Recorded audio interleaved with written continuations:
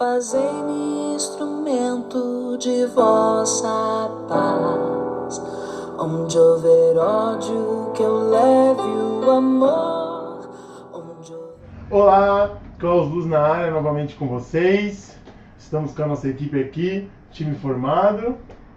Oi, boa noite, eu sou a Aline, como vocês já sabem. Oi, boa noite, sou a Natália, sejam bem-vindos a mais um vídeo. Boa noite, eu sou o Ítalo, sejam todos muito bem-vindos. Vamos a mais um vídeo, a mais um trecho de leitura, né? Mais um vídeo, mais um trecho de leitura do Livro dos Espíritos, né? Para quem não assistiu ainda os primeiros vídeos, volta lá, assiste desde o começo. A gente sempre dá a dica, né, de quem gosta de assistir assim um pouco mais acelerado, pode assistir no 1.5, no 2.0, existe até algumas extensões aí que você pode instalar que pode até ser mais rápido que isso, mas a princípio 1.5 e 2.0 faz com que você absorva, né, o vídeo em menos tempo, né, faz o seu tempo render.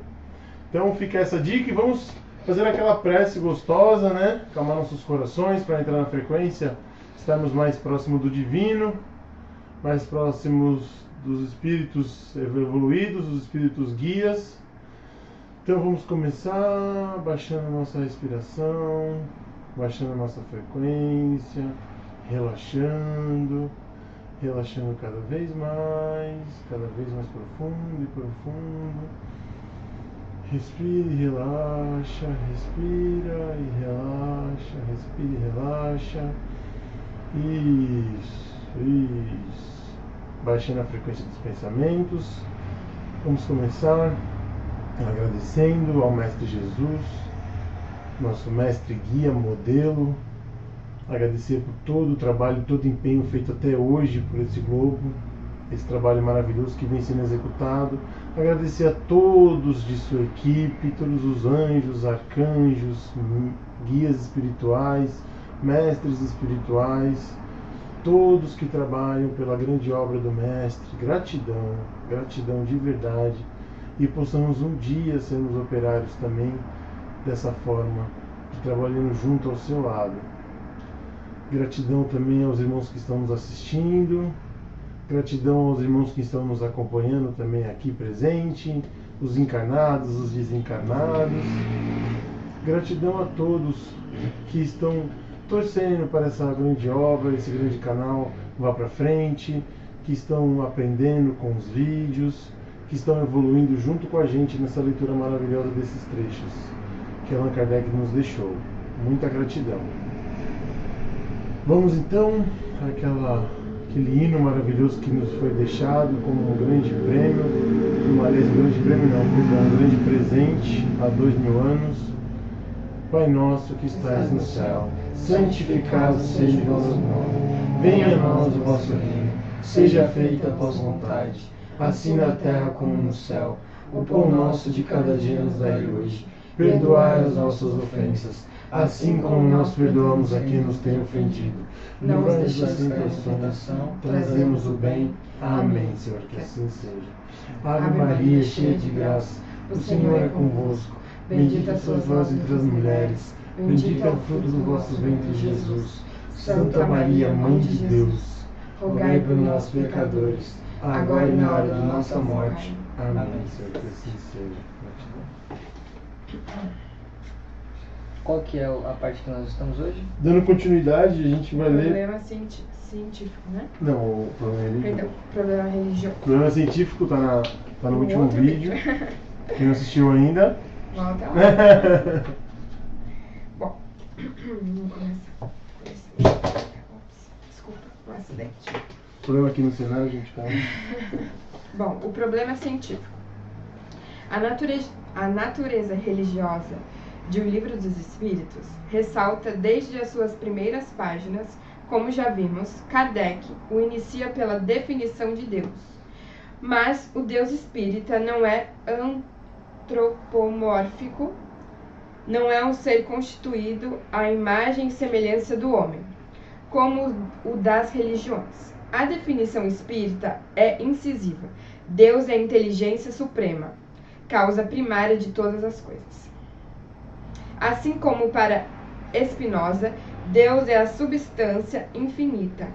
Para Kardec, é a inteligência infinita. Mas assim como erraram os que confundiram a substância espinosiana com o universo, assim também se enganam os que confundem a inteligência infinita com o homem finito, e a religião espírita com os formalismos religiosos. Os atributos de Deus não se confundem com os precários atributos humanos. Ele é eterno, imutável, imaterial, único, todo-poderoso, soberanamente justo e bom. Deus não se confunde com o universo, pois é o Criador e o mantenedor do universo. Entretanto, ao tratar da justiça de Deus, vemos Kardec empregar uma terminologia antropomórfica, falando em castigos e recompensas, o que tem dado motivo a afirmar-se que o Deus espírita é semelhante ao das religiões. A explicação deste fato, que à primeira vista parece contraditório, está na questão 10ª. O homem pode compreender a natureza íntima de Deus? Não, falta-lhe para tanto um sentido. E logo a seguir vem a explicação de Kardec a respeito. Mais adiante, no item 13, encontramos a resposta de que os atributos de Deus, a que nos referimos acima, são apenas uma interpretação humana. Aquilo que o homem pode conceber a respeito de Deus, no seu estágio atual de evolução, Kardec, portanto, emprega a linguagem que podemos empregar de maneira compreensiva para tratar de Deus. Não humaniza a Deus, mas apenas o coloca ao alcance da compreensão humana. Não obstante, a natureza suprema de Deus, como a inteligência infinita, é causa primária e sempre resguardada. Vemos isso em todo o primeiro capítulo e em muitas outras passagens do livro. No capítulo sobre o panteísmo, qualquer confusão entre o Criador e a criação foi afastada.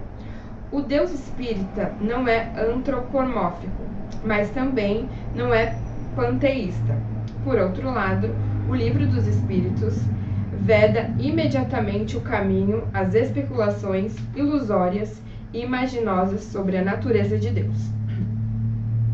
Uma vez que falta ao homem um meio de compreendê-lo, inútil será tentar a sua definição através de suposições ingênuas ou atrevidas.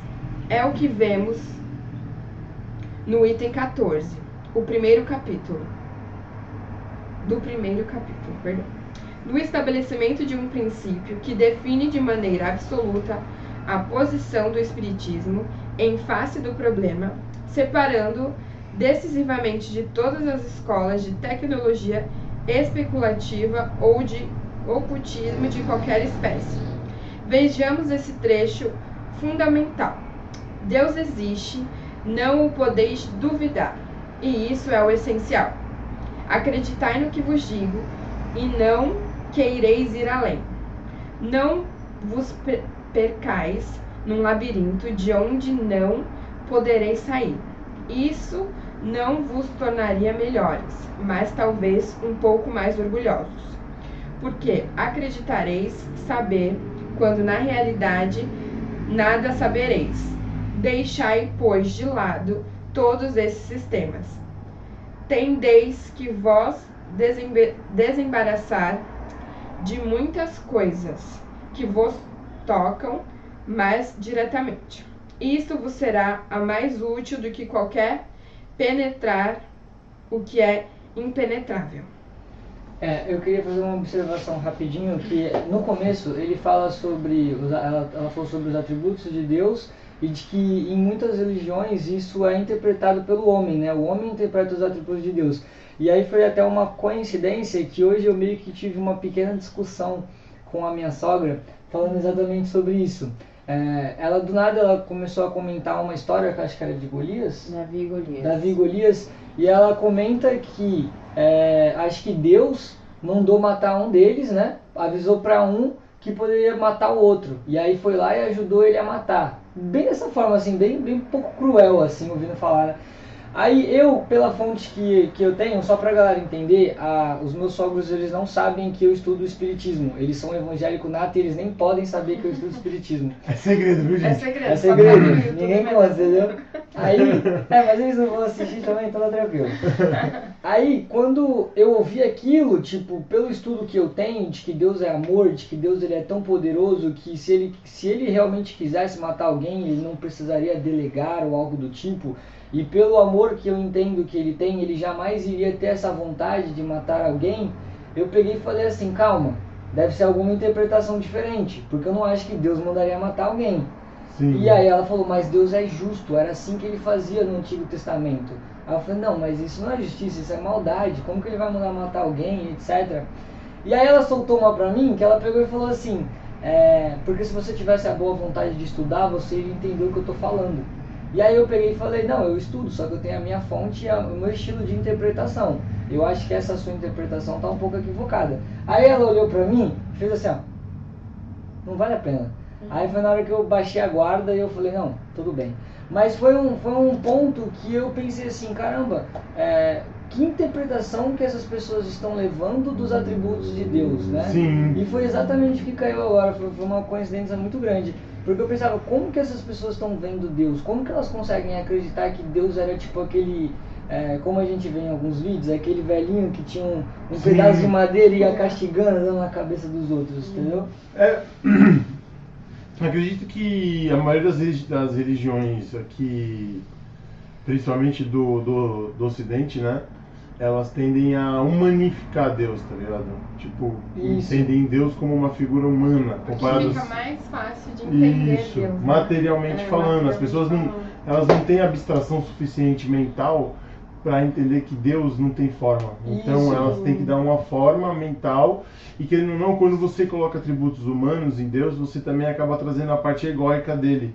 Então, tipo, é como se ele fosse falar, não, eu vou agora, então é isso, então pai, então mata aquele ali, entendeu? Como se fosse um humano pensando mesmo. Sim, tipo, e o que eu entendi é que como essas coisas foram escritas há muitos e muitos anos, eu interpretei da seguinte maneira. Utilizar essa forma de que Deus fosse um cara ruim, de que ele matasse, de que ele doutrinasse dessa maneira, talvez era mais fácil para doutrinar as pessoas, porque as pessoas teriam medo de Deus. Fala assim, não, além dele ser o todo-poderoso, ele é egocêntrico, porque se a gente fizer alguma coisa errada, ele vai mandar matar. Sim. Então é melhor respeitar, vou mandar Sim. minha linha, porque senão Deus passa a linha, entendeu? Sim. Eu acho que pode ter sido isso. O Velho Testamento, ele traz um pouco esse lado de, tipo, temer a Deus, Isso. né? E o Novo, ele já traz amar a Deus, Respeitar, exatamente. entendeu? Então, tipo, quando Jesus veio, ele trouxe um pouco dessa interpretação um pouco mais de amor e não de temor. Exato. Né? Que eu não sou especialista profundo nos Sim, testamentos, mas eu sei que bem. Moisés deixou uma figura mais de temer, né? Tanto que tem muitas religiões que os líderes religiosos que sobem no altar, no palco, eles falam, vocês têm que temer a Deus, temer a Deus. Então as pessoas elas acabam, às vezes, né, de certa forma, não fazendo o mal, porque elas têm medo de um Deus egóico, entendeu? Sim. E aí, pelo que eu entendi nesse trecho do livro que ela está lendo, ele vai falar bastante sobre isso, né? Acho que é bem interessante Sim. esse tipo de assunto. E aí o Novo Testamento faz com que você faça, não vou fazer o mal, porque eu estou do lado de Deus, eu estou do lado do bem, Exato. né? A pessoa de qualquer jeito não vai fazer o mal, mas ela também, em amor a Deus e ao próximo, né? Tipo, quanto mais profundo esse entendimento, mais entende que, tipo, todos somos um só, né? Um com o todo, né? Digamos assim. Sim. Até no livro que eu estava lendo hoje, do Emmanuel, ele fala muito sobre isso, um com o todo. Então esse termo vai, no espírito cada vez mais evoluído, vai ficando cada vez mais presente. Sim. Né? Sim. Vai entendendo melhor, interpretando melhor tudo isso. Isso. E, por exemplo, quando ele falou também agora há pouco de consciência, né? É a causa primária. É uma consciência, uma super consciência, uma super inteligência, né? Ele fala. Sim. Então, digamos assim que nesse ponto a ciência hoje, né? Porque tipo toda a base da doutrina espírita é científica, né? E ele fala, se a ciência diz uma coisa e a religião diz outra, vai pela ciência, né?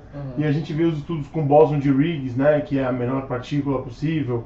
E o bóson de Higgs, ele é o princípio mínimo, né? Da inteligência, que ele coordena as outras partes do átomo, né? E aí nos estudos que foram feitos, tipo da dupla fenda, por exemplo, eles viram que o átomo tem uma inteligência, porque ele interpreta a leitura do... Para quem não assistiu isso, gente, pesquisa aí no YouTube a dupla fenda, né? Que vai ter bastante vídeo falando sobre isso, esse estudo da dupla fenda. Resumidamente, o que acontece é o seguinte: existia uma fenda e eles soltavam um fóton, né? Tipo maior até que um elétron, um fóton, para vocês entenderem que não é tão pequeno assim. E ele disparava e ele passava por uma e chegava na parede, ele batia e fazia uma linha retinha, normal, como se fosse literalmente umas bolinhas de gude batendo na parede, né?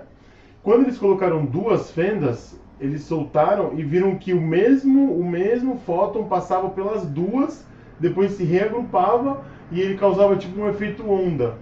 Então ele fazia várias frentes na parede como se fosse um efeito onda, mudando o efeito da pesquisa. Então é como se algo sólido fizesse efeito onda. Tá, mas o que prova com isso? Prova com isso que quando o observador ele abriu duas fendas, né? E desculpa, tem uma outra parte, né? E aí ele fazia efeito onda. Aí eles colocaram uma câmera para ver o que acontece, se ele se dividia e depois se reagrupava, o que acontecia para causar o efeito onda. E a partir do momento que eles colocaram a câmera, ele começou a se comportar de novo como sólido. Então começou a fazer só duas riscas na parede, como se um passasse por um, o outro passava pelo outro, assim, ia variando. E aí eles interpretaram por que quando eu estava filmando ele agiu de uma forma e quando não estava filmando ele agiu de outra. Por que isso? Isso prova, a maior prova disso, de todas, que é para exemplificar aqui o que está falando no livro, é que o átomo, o elétron, ele tem consciência. Ele sabe o que o cientista está fazendo, ele sabe o que o cientista está pensando. Então, ele, por menor que ele seja, ele tem inteligência ali. E se tudo no universo é feito de prótons, nêutrons, elétrons inteligentes, ou seja, tudo é consciência no universo, tudo tem inteligência no universo. Desde uma pedra, uma árvore, ao ínfimo, que for mais exemplo, que for menor de tudo, um elétron, um átomo tem consciência, ele sabe como se comportar do jeito que tem, na hora certa como se comportar. É como se existissem leis do universo, né? Que esse átomo ele respeita ali na hora da experiência. Então, se tipo Deus é a causa primária, ele criou tudo isso, então ele que deu consciência a tudo. Tudo é fonte de consciência, né? Tudo pertence ao todo, né? Nessa fonte de consciência, como se a gente estivesse imerso dentro da consciência dele, né? Mais ou menos assim. E fazemos parte dele a partir do momento que a gente trabalha para o bem, né? Quanto mais a gente trabalha para o bem, mais a gente vai encontrando ele dentro da gente, mais a gente vai se aproximando do estado vibratório, que é o amor, que é por amor, que é por amor, que é por amor, enfim. Até me empolguei um pouquinho, né? Talvez você ficou um pouco confuso, porque foi a primeira vez que você ouviu isso. O melhor é pesquisar. Pesquisa o experimento da dupla fenda, vocês vão conseguir entender melhor, vai ter uns desenhos lá. Isso, vídeos e tal. Então, vamos voltar aqui para a leitura. Deus é como inteligência infinita ou suprema. É o que é. Não comporta especulações ocasionais, definições imaginosas. O homem deve conter-se nos limites de si mesmo, cuidar das suas imperfeições, melhorar-se.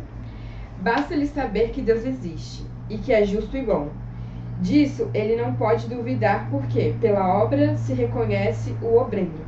A própria natureza atesta a existência de Deus. Sua própria consciência lhe diz que ele existe. E a lei geral da evolução comprova a sua justiça e a sua bondade. Descartes dizia que Deus está na consciência do homem como a marca do obreiro na sua obra. Os espíritos confirmam este princípio, mas vão além, mostrando que a marca do obreiro está em todas as coisas, na natureza inteira. A negação de Deus é para o espiritismo como a negação do sol. O ateu, o descrente, não é um condenado, um pecador irremissível, mas um cego, cujos olhos podem ser abertos e realmente o serão, porque Deus é necessariamente existente, segundo o princípio cartesiano. Nada se pode atender sem Deus. Ele é o centro e a razão de ser tudo quanto existe. Tirar Deus do universo é como tirar o Sol do nosso sistema. Simples absurdo. Mas pelo fato de não ter a forma humana, de não se assemelhar ao homem, no tocante à constituição física deste, não se segue que Deus esteja distante do homem indiferente a ele. O Deus espírita se assemelha ao aristotélico pelo seu poder de atração, mas se afasta dele quando há indiferença em relação ao cosmos, porque Deus é providência, Deus é amor, e o Criador é o Pai de tudo e de todos. Eu leio até aqui? Não, pode Aqui ser. acabou.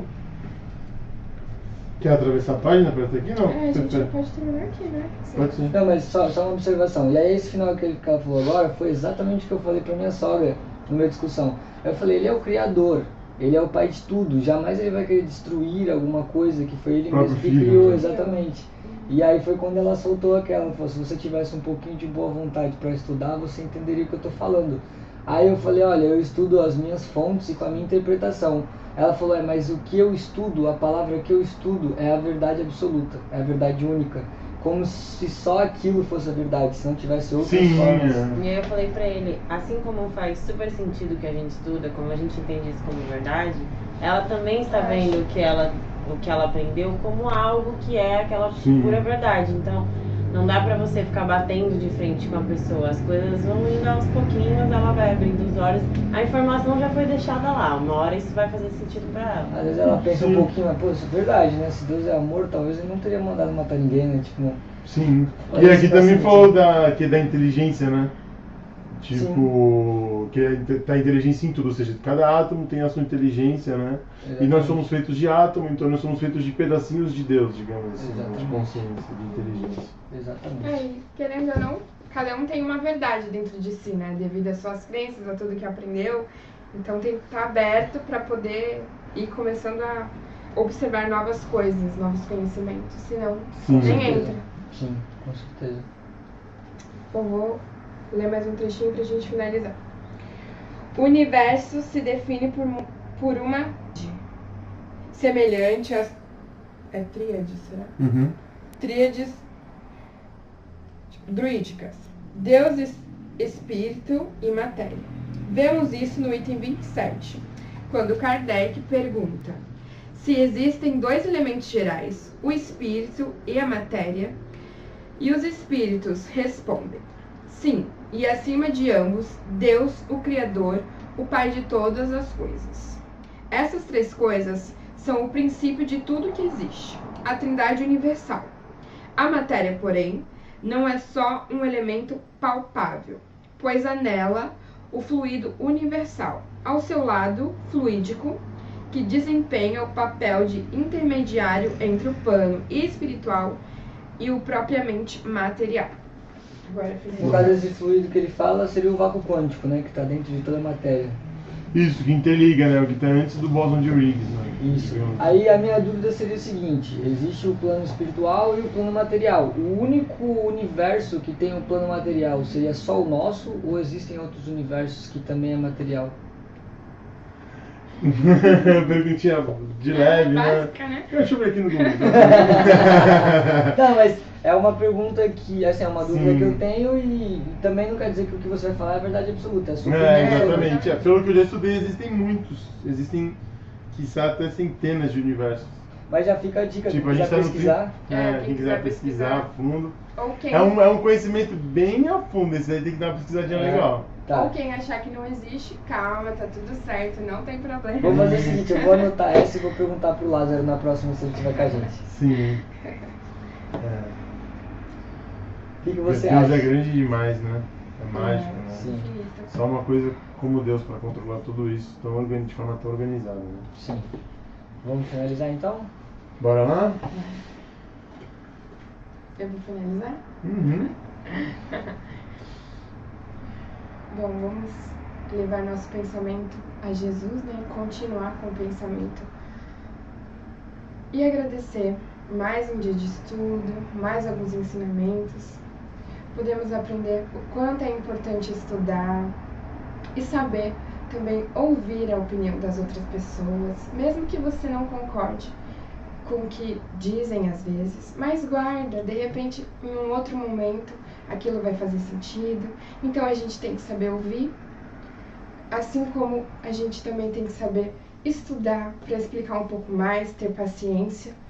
Então acho que esse foi um pouquinho do ensinamento de hoje, do vídeo de hoje, a gente saber ouvir, ter paciência, ouvir o próximo, mesmo que aquilo não seja a sua verdade, não adianta debater, porque cada um tem o seu momento de ensinamento. E vamos agradecer aos nossos irmãos espirituais e os encarnados que estão aqui conosco hoje. Agradecer ao Klaus, a Natália, o Ítalo, que tiraram um tempinho para estar aqui com a gente nesse estudo, nesse vídeo de hoje. E gratidão por todos vocês que estão assistindo, que também tiram um tempinho para participar com a gente, né, dessa dedicação de estudo, de ensinamento e de aprendizagem cada vez mais. Obrigada. Gratidão. Amém.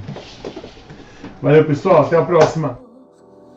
Fazei-me instrumento de vossa paz, onde houver ódio que eu leve o amor.